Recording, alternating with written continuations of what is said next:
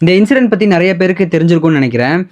சென்னை தரமணி கிட்ட பாலிடெக்னிக் காலேஜில் வாட்ச்மேனாக வேலை பார்த்துட்டு இருந்த பீகாரை சேர்ந்த ஒரு நபரோட மனைவியை பாலியல் வன்கொடுமை செஞ்சு கொன்று குப்பையில் தூக்கி போட்டிருக்காங்க. இது மட்டும் இல்லாமல் அவங்களோட 2 வயசு குழந்தைய கூவா ஆற்றுல கொன்று வீசியிருக்காங்க. இதை பண்ணது யார் அப்படின்னு பார்த்தோம்னா அதே பீகார் மாநிலத்தை சேர்ந்த அவரோட நண்பர்கள் தான். இது இல்லாமல் இன்னைக்கு டெல்லியில் 10 வயசு 12 வயசு 13 வயசு சேர்ந்த சின்ன பசங்க ஒரு 6 வயசு குழந்தைய ரேப் பண்ணியிருக்காங்க. அதில் ரேப் பண்ண பையனோட ஒரு அம்மா என்ன சொல்லியிருக்காங்க அப்படின்னா அந்த பொண்ணுக்கு இது தேவைதான் அப்படின்ற மாதிரி சொல்லியிருக்கிறாங்க. ஸோ நான் இதெல்லாம் பார்த்து என்ன கேட்குறேன் அப்படின்னா எப்போ நீங்கள் சட்டத்தை கடுமையாக்குவீங்க அப்படின்றது தான் என்னோட கொஸ்டினாக இருக்குது. இந்த மாதிரி தப்பு பண்ணுறவங்க எல்லாருக்குமே சரியான தண்டனையை நீங்கள் கொடுத்தீங்கன்னா இந்த மாதிரி தப்பு ஏன் மறுபடியும் நடக்க போகுது அப்படிங்கிறது ஒரு கேள்வி. இது இல்லாமல் தமிழ்நாடு ஃபுல்லாக கஞ்சா போதையில் பட்டாக்கத்தியோட சுற்றுற ரவுடிங்க தொல்லை போயிட்டு இருக்குது. என்ன ஏற்றுக்க முடியாது அப்படின்னா வடநாட்டிலேருந்து சொந்த ஊர்க்காரனையே இப்படி பண்ணுறவனுங்க இன்னைக்கு தமிழ்நாட்டில் தான் இருக்கிறாங்க.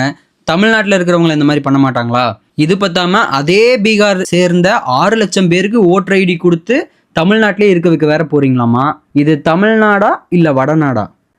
இப்போ நடக்கிறதெல்லாம் பார்க்குறப்ப எனக்கு ஒருத்தர் சொன்னது தான் ஞாபகத்துக்கு வருது. 70 லட்சம் வடமாநிலத்தவர்கள் ஓட்டுரிமை பெற்றிருக்கிறார்கள். இவர்கள் யாருக்கென ஓட்டு போடுவார்கள் என்று என்கிட்ட கேட்கிறார்.